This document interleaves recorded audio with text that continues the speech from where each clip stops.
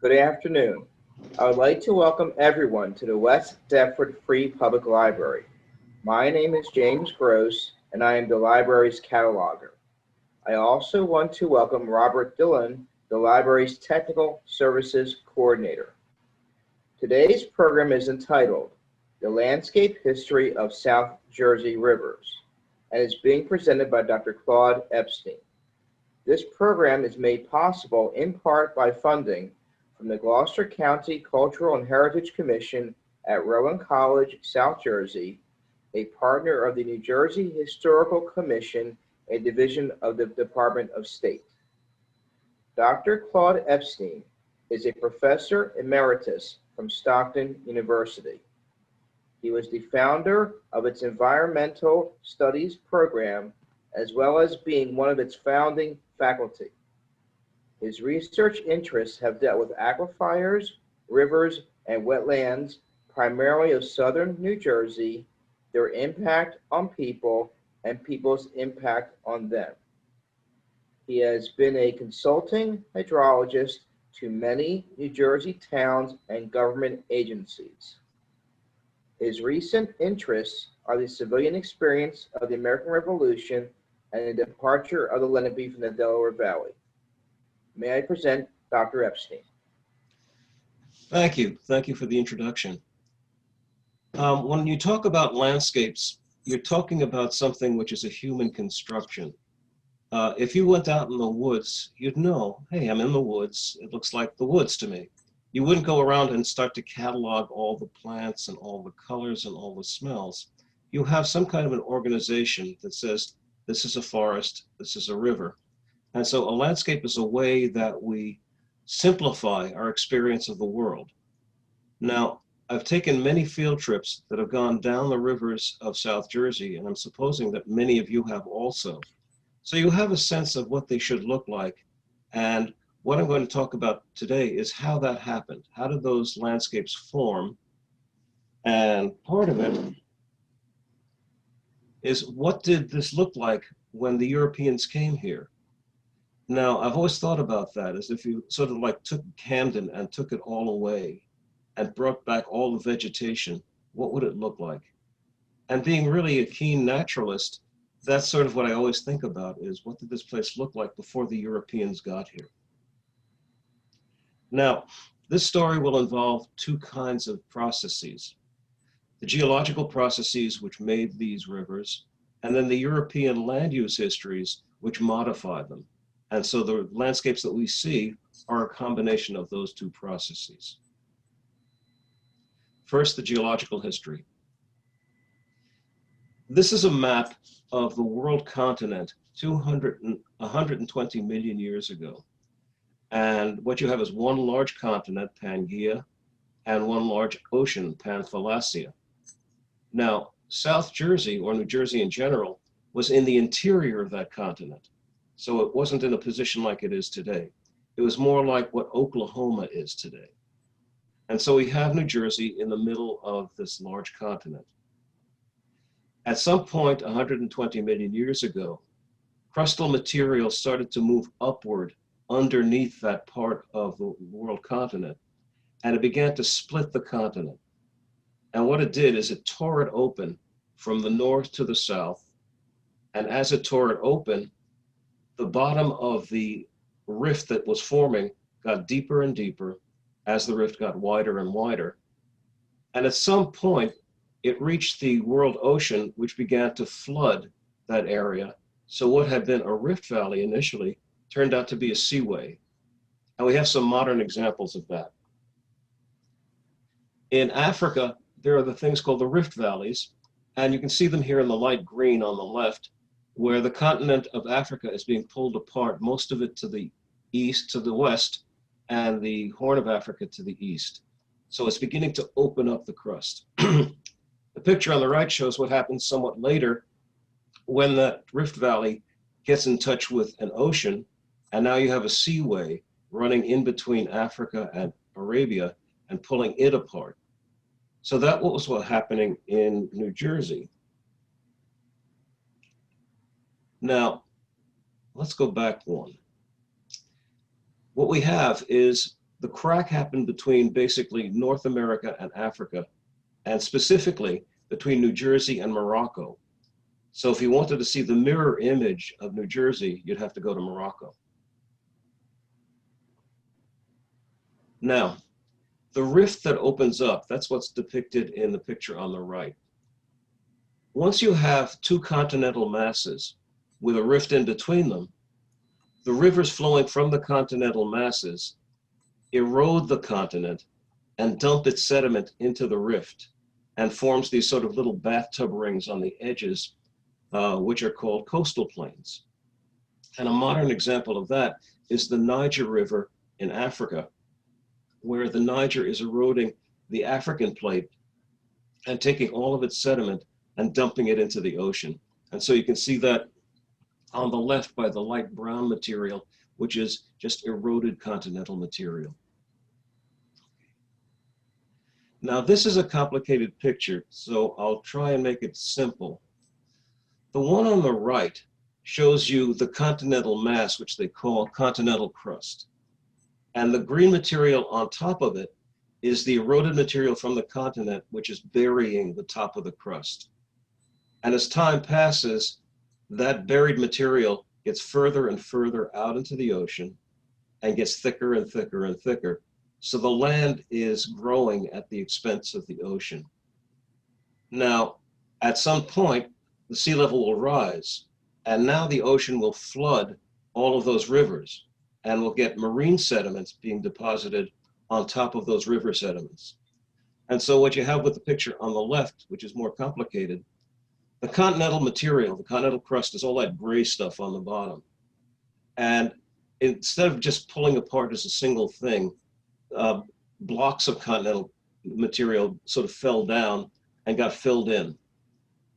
The critical thing about that picture is the older material, the stuff that's light green, occurs further west. The younger material, which is the brown or tan, occurs further east. And so what we're going to be doing is going from one kind of sediment to another kind of sediment as we go across New Jersey. Now, the stuff on the furthest west is called the intercoastal plain. And the intercoastal plain is made up of all of that marine sediment. The stuff that's sort of khaki or brown is the outer coastal plain, and it's made up of all of the river deposits that buried the marine deposits once sea level began to drop. Now, this creates one critical factor. The outer coastal plain is made out of sand and gravel, which is very easy to erode. The marine deposits are made out of mud, which is difficult to erode once it's hardened. And so you're going to get two very different kinds of rivers that cut through either the sandy outer coastal plain or the muddy intercoastal plain. And that's going to be the basic difference between the rivers in South Jersey, these intercoastal plain rivers, these outer coastal plain rivers. Okay. Now, here's a general picture of what these things look like. Here's your outer coastal plain streams. This is the stuff that's on the easily eroded sand and gravel. And the impression you should have here is things look pretty flat. Another impression you should get is the water is really clear. And the only thing that may be a little bit different is you can get some bog iron forming at the end of the summer in some of these streams. And so the picture on the lower left shows you the bog iron material, but still the water is very, very clear. It's just tea colored. The other thing to notice is that when you get to the source of the river, which is the material on the pictures on the lower right, all you get is sort of like a marshy ground that's pretty wide open. And then somewhere in the middle of that marsh is going to be a stream. So this is kind of what the outer coastal plain streams look like. These are mostly from the Mullica River, as it turns out. Intercoastal plain looks very different. The intercoastal plain, the upper left one, is at the mouth of these intercoastal plain rivers where they meet the Delaware River. They're carrying a lot of mud. They get very, very shallow very quickly, and they get infested by aquatic plants. And so what you see is a lot of aquatic plants in the lower reaches. When you go to the picture in the upper middle, you can see that these rivers are tidal. And so you can see the muddy banks on the side, and where the vegetation starts, that's high tide. Where you see it now, it's at low tide. You go up a little bit further on these rivers, you lose the tidal effect, and now you have the river that's on the upper right, which is really muddy looking. Go down below, you'll start to see even further upstream. And what you get now is you can see the river has cut through a lot of that clay. And so what you can see are banks along the sides of the stream. And that looks very different from the outer coastal plain. These are now banks that go along the sides of the river. And you can see that further up. And finally, at the source of this river, this is the Manasquan, the banks are still there. They're still high, though not as high as further down. So that's the impression you get of the intercoastal plain streams. Lots and lots of muds, high banks. Now, when you go to a landscape, your experience of it is strictly qualitative. You're seeing things, you may be smelling things, you may be touching things. Your experience is strictly sensual and direct. Now, scientists, even though they really ought to appreciate that, also get into making it a quantitative issue. So how do you describe a landscape quantitatively? You have to use measurements. And so these are some pictures of students in the old days taking measurements along the streams. Now, one of the things about South Jersey is it has a lot of watersheds. And this is a map of all of the watersheds in South Jersey. The only pattern that you might be able to see just looking at that thing is that there are some really big rivers, big watersheds that tend to exist on the outer coastal plain and not nearly as many on the intercoastal plain. The few that do on the intercoastal plain actually go so far as to go onto the outer coastal plain. So the Rancocas Creek and Crosswicks Creek are kind of a hybrid. The lower parts are intercoastal plain, the outer parts are outer coastal plain. Now, this is sort of common sense. The bigger the watershed, the more water pours through it. And so that's what this graph shows, is that as you get to the larger and larger watersheds, there's more and more water flowing through the streams. And this will have impact on the kind of landscape you'll get by the rivers. One last kind of trend is that as you go from the source of the river, the headwaters, out to the mouth, the slope of the river flattens. So that if you think of like a mountain stream, you can see all sort of rushing water and all kinds of rapids and things. You think about something like the Mississippi down by Louisiana, and all of a sudden the water is very, very sluggish. And the river, the watershed is just huge. So that just because you're getting more and more water entering the stream as you go downstream, everything gets bigger. Okay, now I'm going to put in a lot of numbers because I'm a scientist and I love numbers, but I realize that could be a ho-hum for most people. So I'll just interpret what these numbers mean, and you don't have to read them unless you're really interested. The black rivers are in the intercoastal plain. The red rivers are on the outer coastal plain. And if you look at the numbers, what these numbers are is it's the amount of mud, the amount of sediment that's being carried by the water. And so what you see here is the intercoastal plain has a lot more mud in it than the outer coastal plain, which if you just look at this, you can see that that's so. There's an intercoastal plain on the left, outer coastal plain on the right. You can see the clarity difference between them. Okay, now this is another factor. If you go to the outer coastal plain streams, they're fairly wide and fairly shallow. I remember I would take my students to the Wading River, and I'd say, they don't call it the Wading River for nothing. It really is a shallow river. And so what you have is a wide river that's shallow. If you go to the intercoastal plain, you get rivers that are narrow and deep. And if you look at the velocity of the water flowing through them, they show different things. At the outer coastal plain, if you look where the contour lines, what these contour lines are, the color things are the velocity of the water. And the velocity of the water gets slower as you get toward the bottom. And where the contour lines are closest together, you get the maximum erosive force. When you go to the intercoastal plain, where the channels are narrow and deep, and you look at the contour changes, the closest contour lines are along the banks. And so the overall erosive power, the erosive style, is going to be very different from the outer coastal plain to the inner. The outer coastal plain tends to erode the bottom of the stream and move stuff along the bottom, whereas the intercoastal plain tends to erode the banks and make them steeper. Now, the geometry of these channels affects the kind of flooding that you get. So that there are three basic kinds of floods that occur in South Jersey. You get tidal flooding, and I'm not going to talk about that. You get the water table coming up to the surface, and I'm not going to talk about that either. But what I will talk about is the rivers that overflow their banks, because those will be affected by the geometry of the channel. Now, what this is these are graphs of the surface of two rivers, the Manasquan River and the Great Egg Harbor River. The blue is the Manasquan, and these are the elevations of the surface as you go, as Hurricane Irene struck South Jersey. So Hurricane Irene struck South Jersey on August 27th, and you can see that by the little arrow on the left, the lower left of the thing. That's when the storm hit Little Egg Harbor. And then the rivers started to react.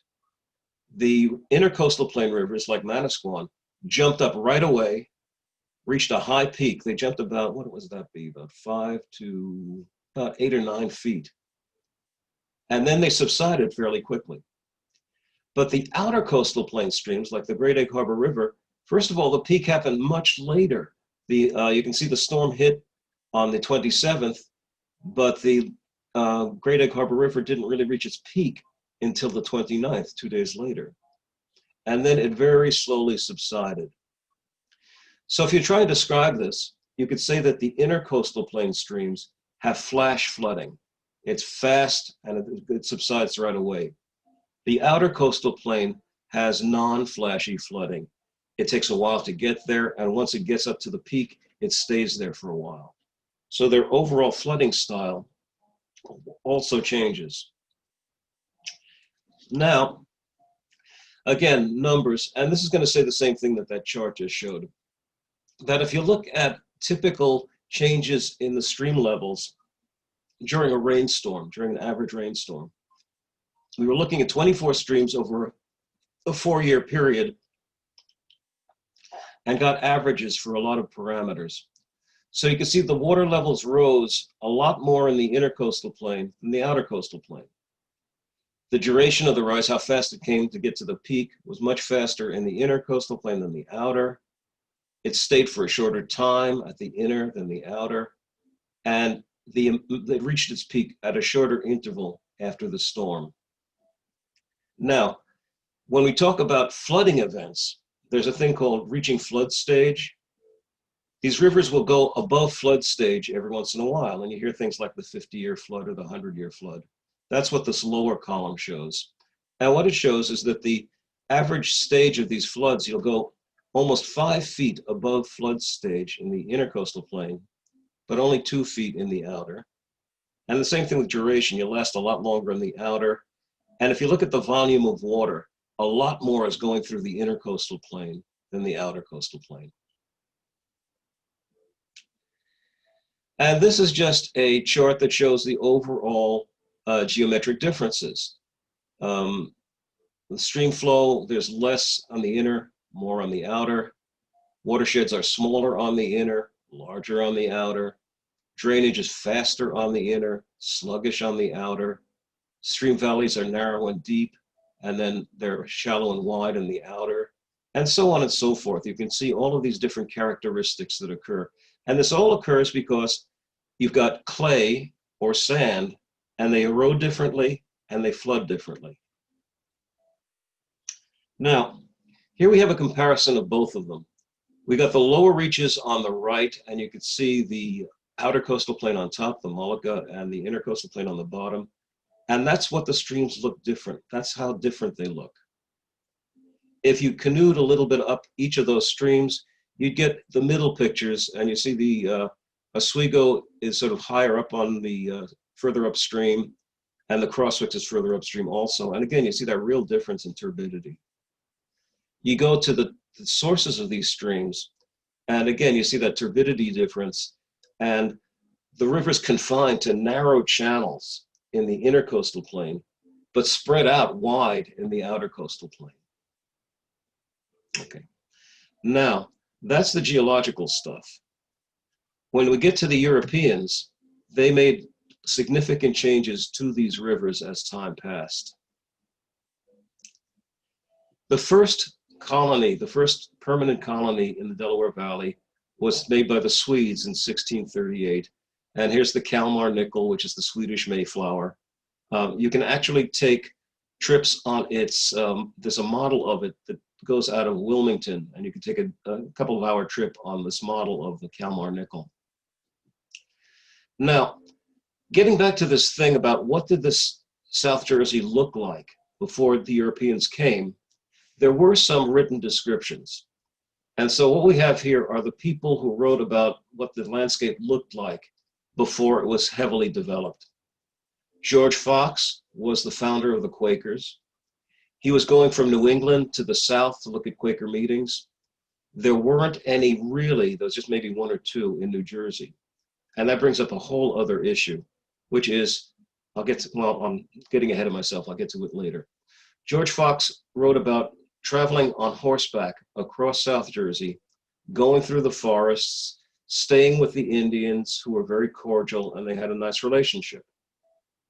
Nicholas Collin and Peter Kalm were Swedish Lutheran ministers, among other things. And they had to travel to Salem County and Gloucester County, and then even went across to South Jersey through Cumberland County and Atlantic County. And they too described not only what the landscape looked like, but the difficulties they had getting through it, and the kinds of people they had to deal with in South Jersey. And it's really kind of interesting to see what happened to them. Colleen had some problems during the Revolution, and that's a whole other issue. John Bartram, major gardener, would go to the Pine Barrens a lot, pick up seeds, plant them in his garden, send them over to England. So he described a lot of South Jersey very early.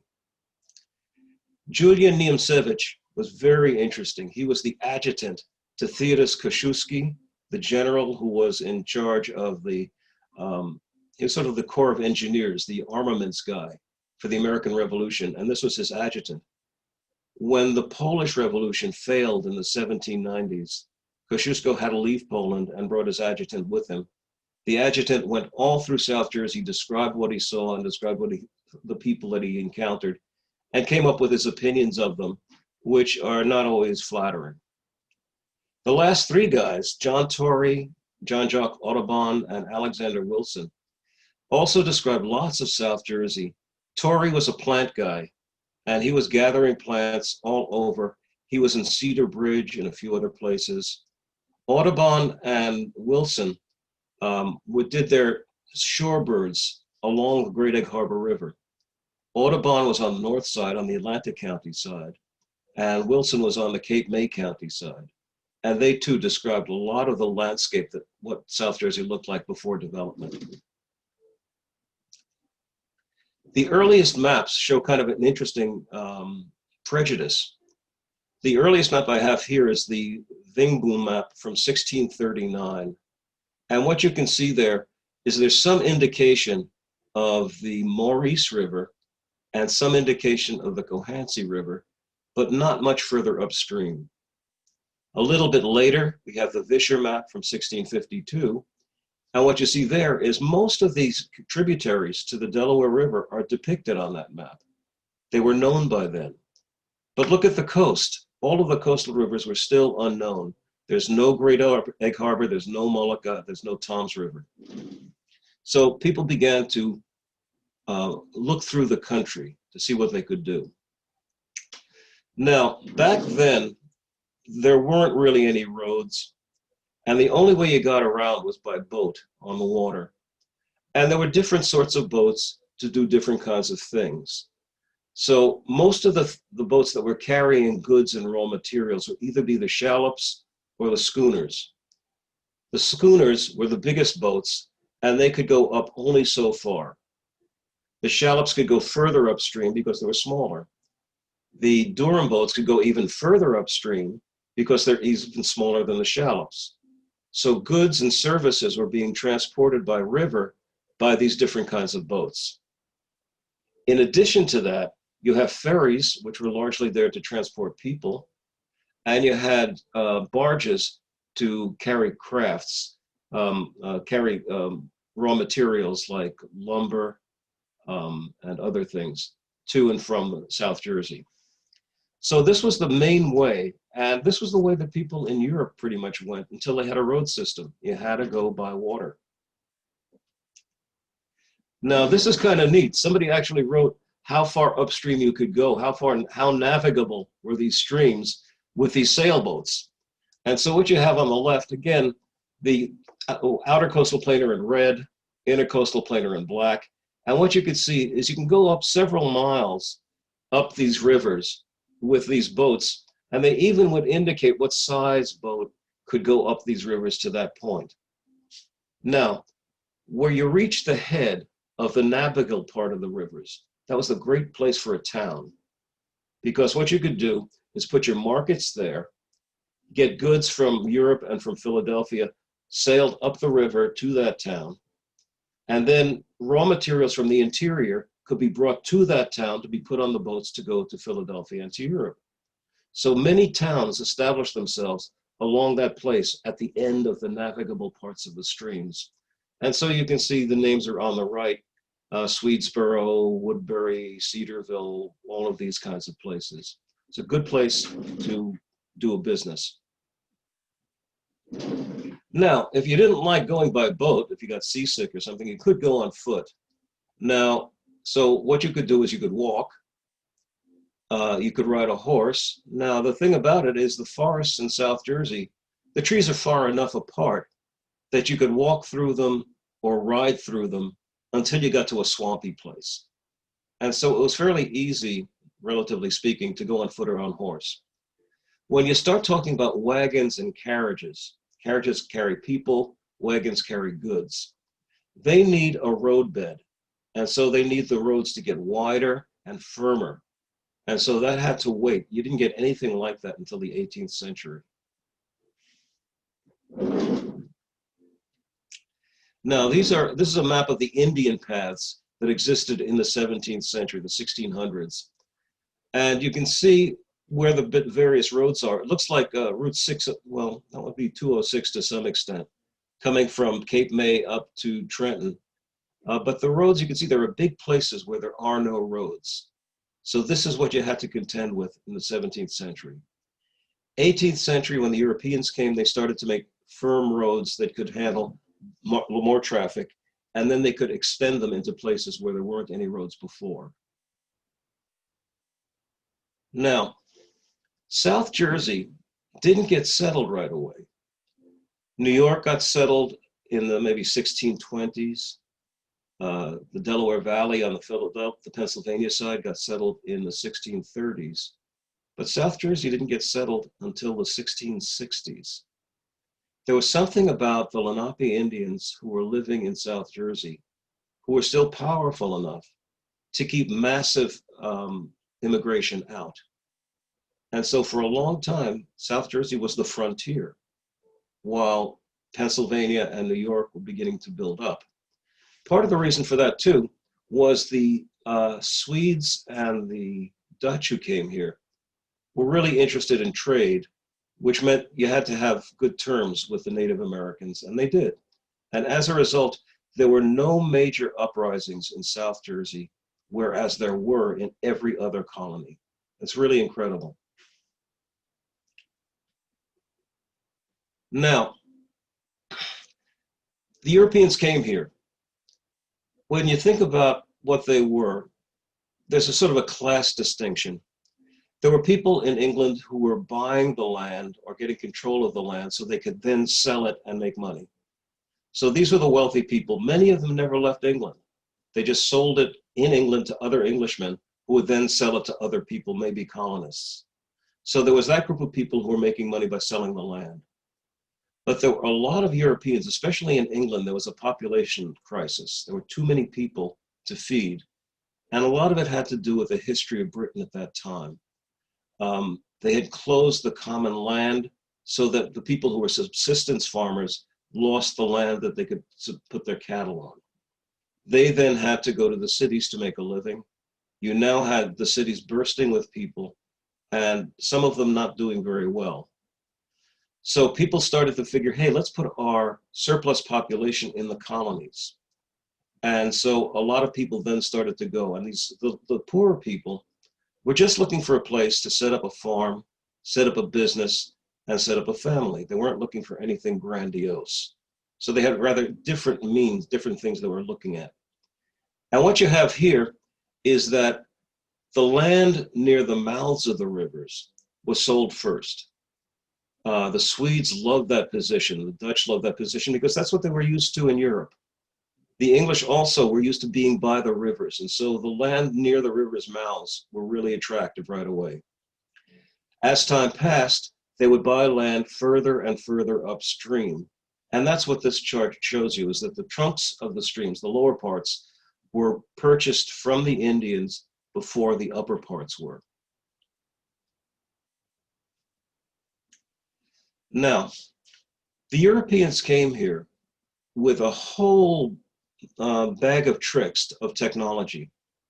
Europe had been developing all kinds of technological advantages, which the Native Americans really didn't need. They were doing quite well enough by hunting and doing minor agriculture and little bits of trade. Europe was doing all kinds of stuff. And so we see a lot of changes that occurred because of European technology being transposed into the Delaware Valley. Okay, these are the changes that occurred in the lower reaches. You had to have landings. And when you had landings, you had to build bulkheads, you had to grade the surface, you had to clear the vegetation, you had to build quays or docks, you had to build all of the kinds of businesses that support that kind of trade. So you had taverns and you had warehouses, and you may have even had some stores. So what had been a natural environment, like the stuff on the upper right, became that. And this is near the mouth of the Maurice River in the 19th century.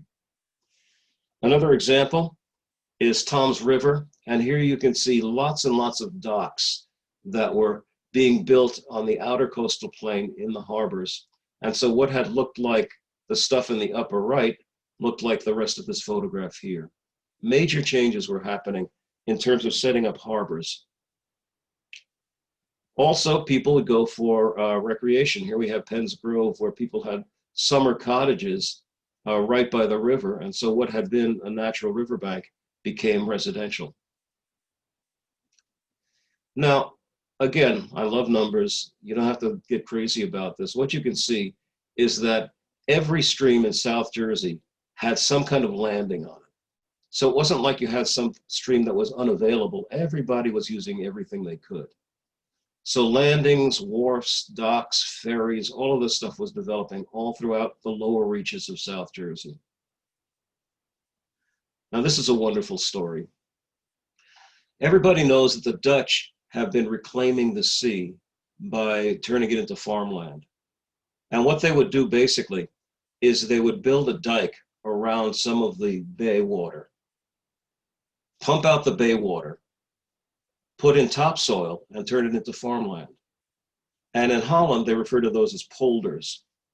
So here we have lots of polders that were built out in Holland, which was typical of 17th and 18th century Holland. And the man on the left, Cornelius Vermuyden, was the primary polder builder of 17th century Holland. Now, he did all of this work.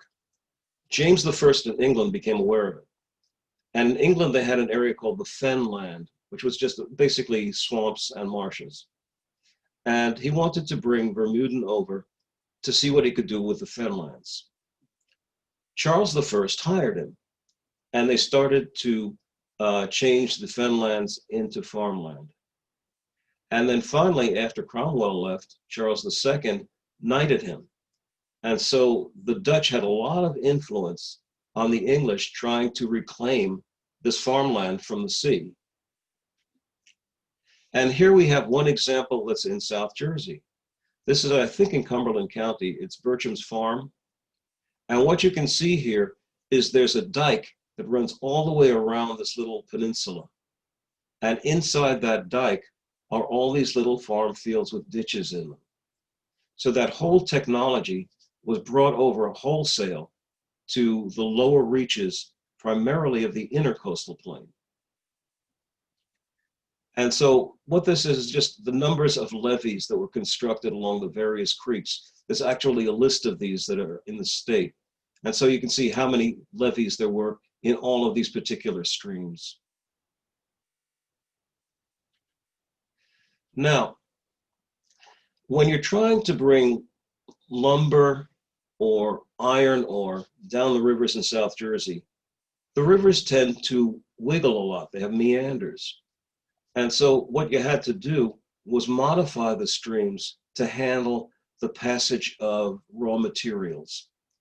And so what you can see is they would deepen the channels, they would steepen the banks, and then they would cut through the meanders so the channel passageway was a straight shot for any of these barges. So what you see here is for each of these streams, both South Jersey, both intercoastal plain and outer coastal plain, what you get are these cutoffs, these channel changes that occurred in these rivers.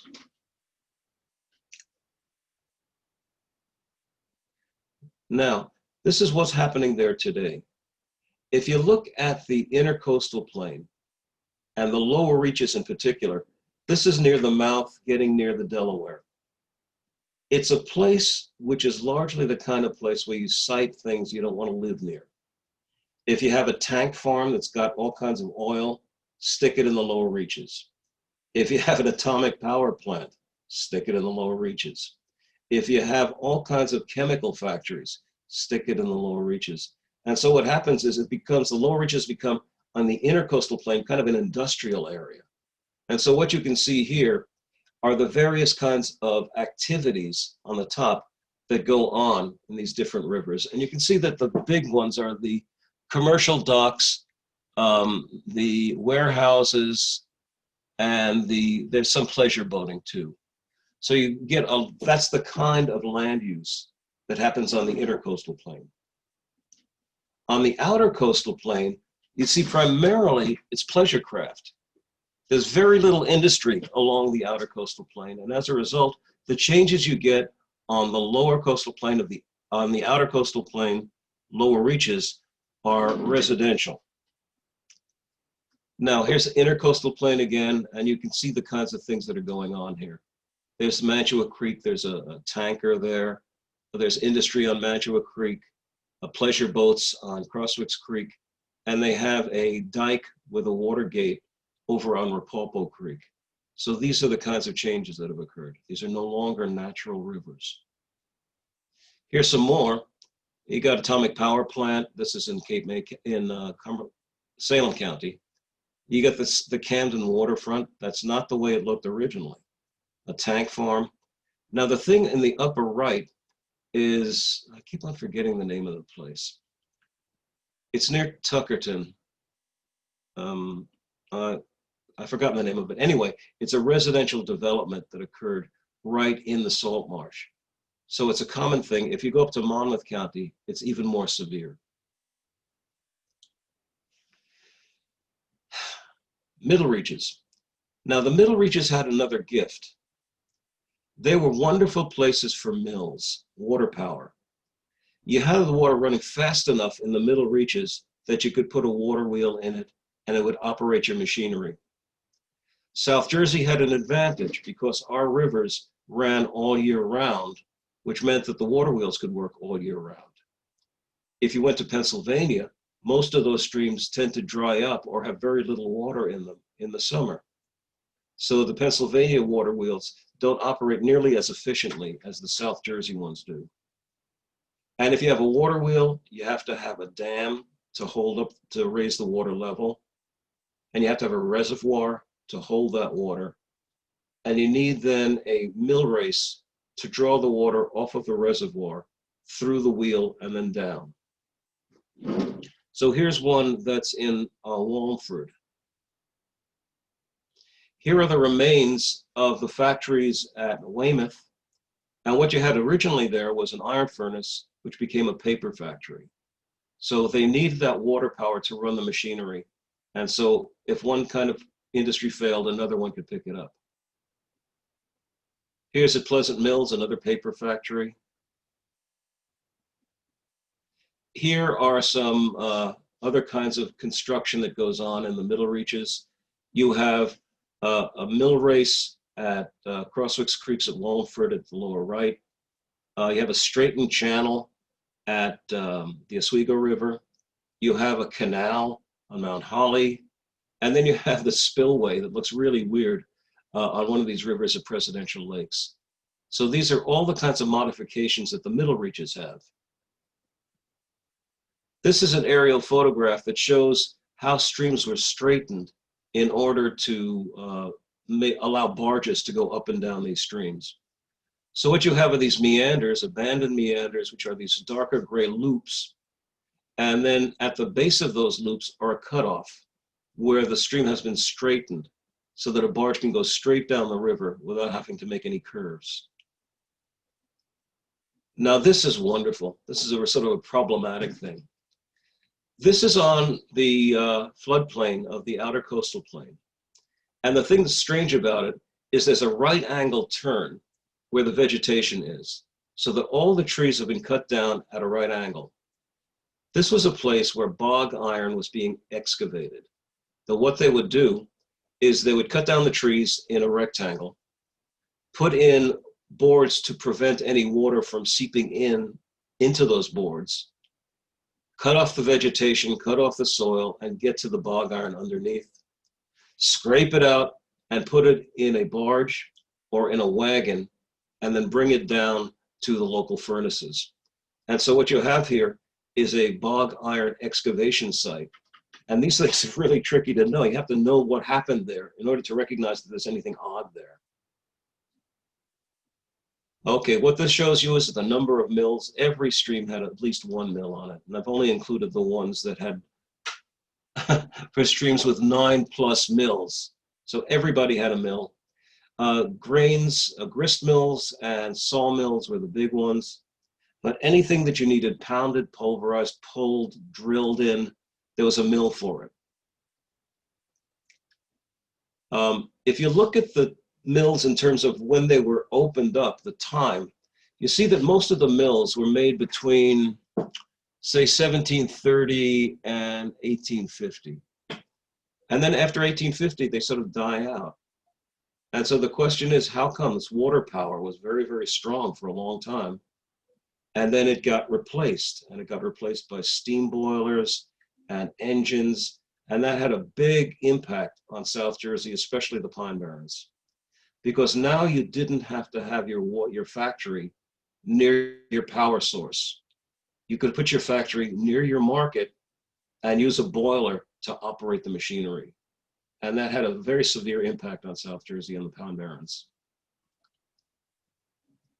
Okay, now this is just where the furnaces were, and you can see that the furnaces opened up, started in the late 17th century, reached a peak kind of in the early 19th century, and then died out in the 30s, 1830s.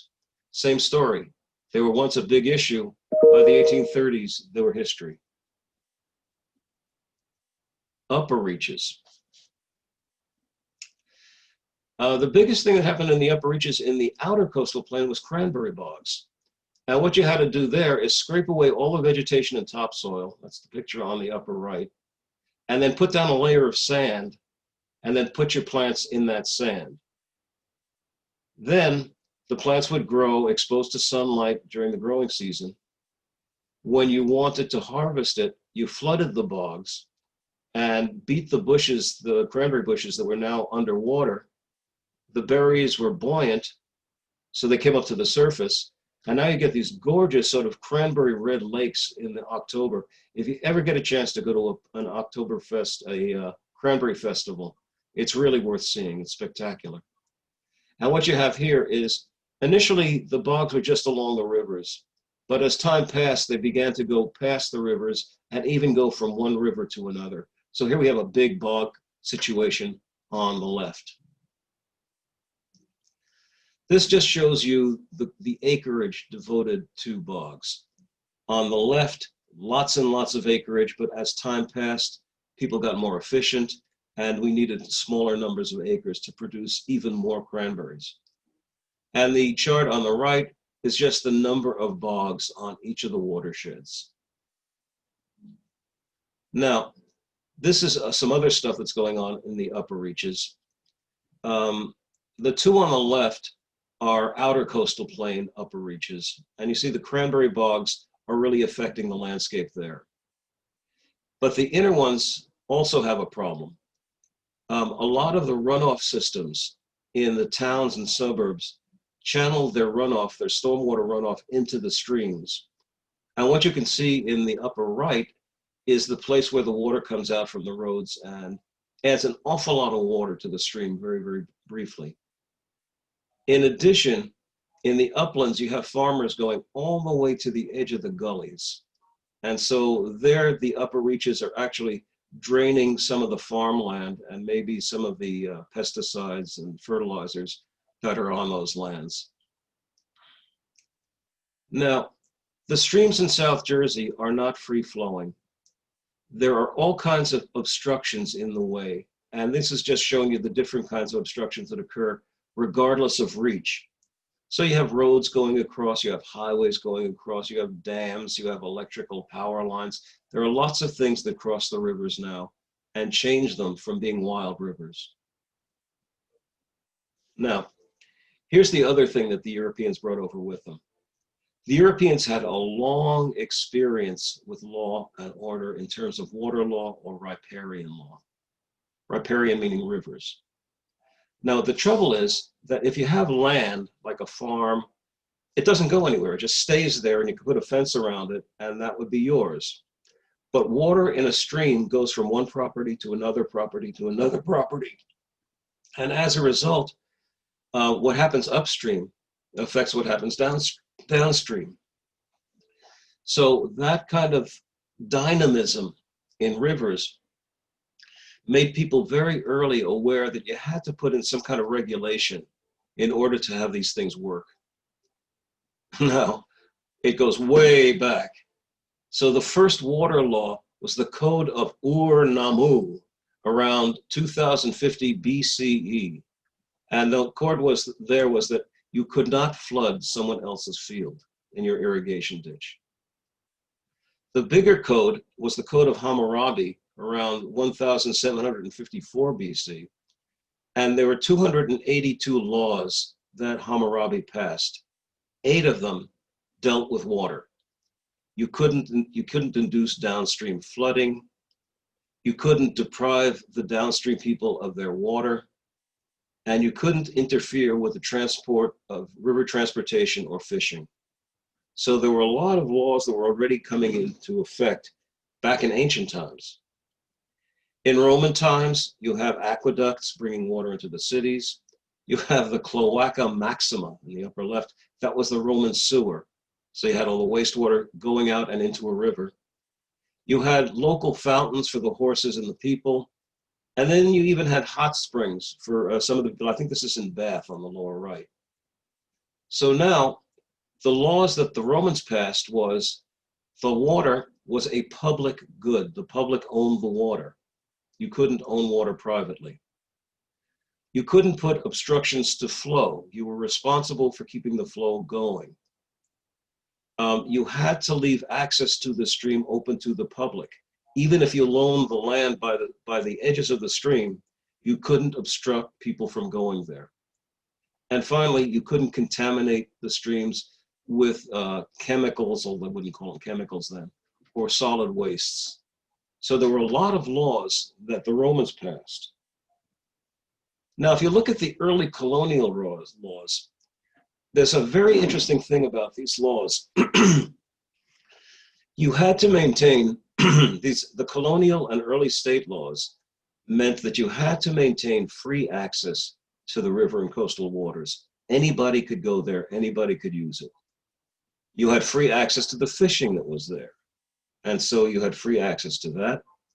You had free access to transporting your goods up and down the rivers. So here you have a situation where riparian law, water law, can actually counteract other kinds of interests, for instance, land ownership and business. This is always a factor. And so we have some pictures here of an early settlement with some stream ships on it. Here we have some people fishing, and here we have some people on a ferry. Now, the kinds of regulations that the state and the colonies passed were of two kinds. One involved structures, building a structure. Today, if you want to build a dam or you want to do anything with the rivers, you have to get a permit from the DEP. So you need to go to the state government to be allowed to build anything on a river. Now, back in the colonial days, in the early state days, you had to go to the government directly. There wasn't an agency to do it. And so you had all kinds of government laws passed when people wanted to build bridges and ditches, when people wanted to put in wharves and bulkheads, when people wanted to put in water mills, when they wanted to dig ditches, dikes, and floodgates and build dams. All of those things involved going to the government and getting permission. Again, that's because the water was a public good. Now, you could also regulate the kinds of activities that went on in the water. First with structures, now we have activities. So the kinds of fishing you used could be modified, could be legislated. If you took out too many fish, that would be bad for everybody. If you put in things that obstructed the fish's passage upstream, that would be bad for everybody. So the government took issue with that sort of thing. Shell fisheries was the same issue. There they had the problem of typhoid fever, where if you had your shell beds near some kind of sewerage outfall, people would get sick. And so the government put in regulations on shell fisheries. Drainage of marshes. When you wanted to change a marsh into a farmland, you then had to put in drainage ditches to take the water out. You had to dredge the channels, and you still have to do them today. And then if you wanted to do flood control, you had to get the state's permission. So there you have the regulations dealing with the structures and the activities. And what this shows is the types of laws that existed. And again, what this shows is that the laws were from every stream, had to deal with something. This is how these regulations changed through time. And at first, the major regulations involved fisheries and draining the meadows. But as time passed, you got some on ferries. As time passed, bridges and dams became more important, and they had to have regulations. And then finally, docks and wharves. And there are a lot of government agencies that oversee these kinds of things. So the Coast Guard, the Delaware River Basin Commission, the Army Corps of Engineers in particular, and then the state police all have some authority to control what goes on in the rivers. Now, this is the last kind of thing.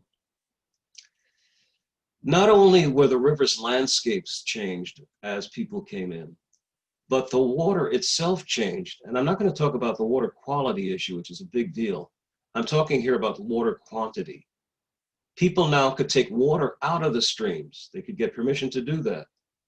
They could get permission to put water back into the streams after they've used it. And so what this chart shows is when you're withdrawing water from a stream, you're using it for some kind of irrigation or water supply. When you're putting water back into the stream, you've used it for some kind of industrial or cleanup process. So this stuff has got to be a little bit more contaminated. And those things go back into the stream.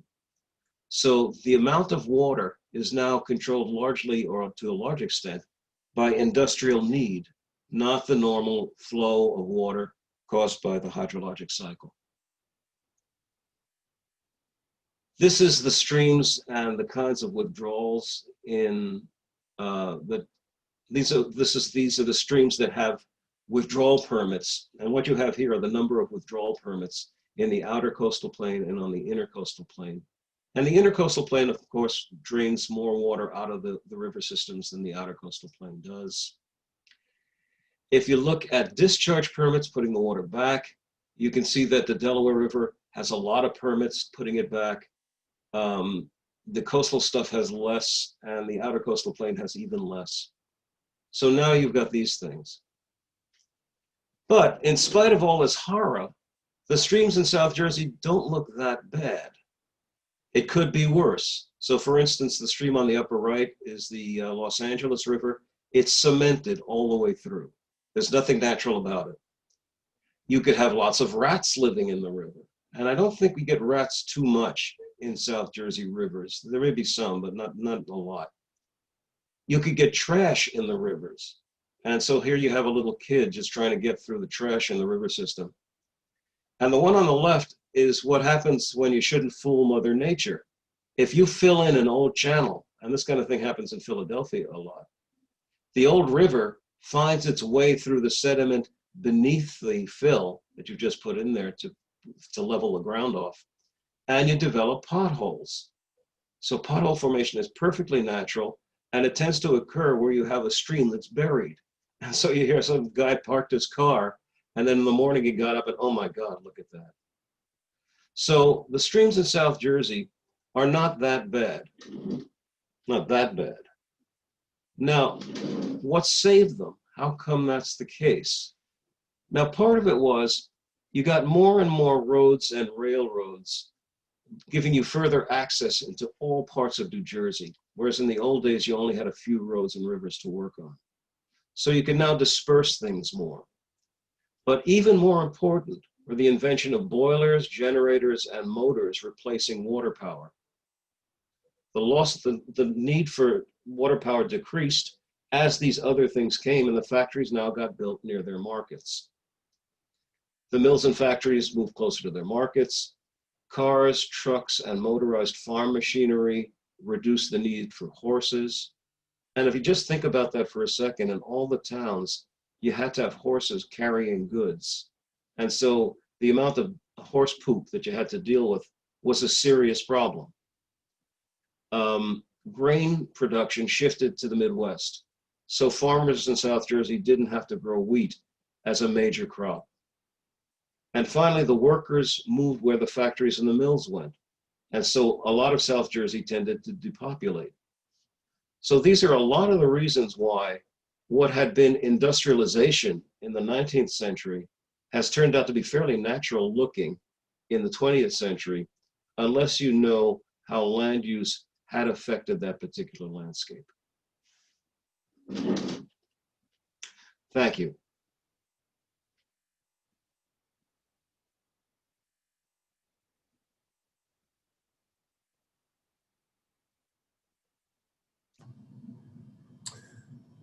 James, I believe you're still muted. Sorry about that. Dr. Epstein. Yeah. That was a very interesting lecture. Can you hear me now? Yeah, I hear you fine. Okay. I have a question for you in regards to flash flooding. Because one of the things that towns have a problem with are flash flooding, and you mentioned land use. When I guess for roads, when it comes to flash flooding on say roads, is land use usually done in the proper way, or is that more, or is that a reason why we run into flash flooding? You mentioned Philadelphia runs into flash flooding as well. Is the flash flooding, flooding of roads, is that because of poor use of land? There are a couple of reasons for that. One is there are methods for controlling stormwater runoff. So for instance, detention basins and all kinds of stormwater drainage systems can take a lot of that water away, but they need to be maintained. So if they get clogged up, either the detention basins or the piping, then you're going to have a lot of water backing up. So there's that. Another thing is the sizing of these objects, that if you have a town that built them, say, 20 years ago, and it's built up since then, you're going to need a larger system. So part of it is the sizing and the maintenance of the systems. The other is something that you sometimes can't control, and that is if you have a major storm, a big storm, it's going to exhaust the ability of these drainage systems to work. And so those are situations where you will get flooding because the storm is too big. The other thing is that a lot of the watersheds in South Jersey, and all over the country for that matter, are being covered by impervious materials. So wherever you have a road or a house or a driveway or even a lawn, they have less ability to absorb water and more of an ability to pass it on as stormwater runoff. And so as an area develops, you lose more and more of the absorptive ability of the watershed and get more and more of the inability because of these impervious surfaces. That's interesting. In your opinion, I have a follow-up question on that as well. Okay.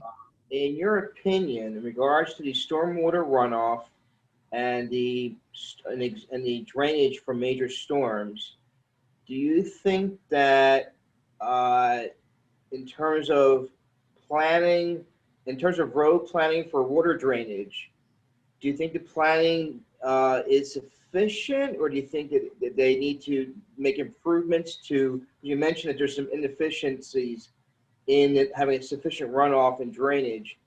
Would you say that we need to improve the planning and layout, or what is your thought about that? Well, it's one of these situations that doesn't get fixed. You have to keep on maintaining it. And so as an area grows, you need to resize it. In addition, let's see, newer kinds of structures are coming out now. And so there are parts of the country where any new home that gets built has to have its own retention basin. And so people are now burying these things underneath their lawns to keep the extra runoff. I don't think that's hit New Jersey yet, but that's going to be a sort of an expensive additive to anybody who builds a house, is you're going to have some way of collecting that water. So it's just keeping up with the new technology. Indeed. Robert, do you have any opportunity? Well, I mainly have comments. I want to say this was an incredibly informative presentation, Claude. Thank you. Yes, and I was intrigued. I was particularly intrigued by parts such as your explanation of the water laws in ancient Rome. Oh yeah. Yeah, I mean, water was considered public, and it sounds like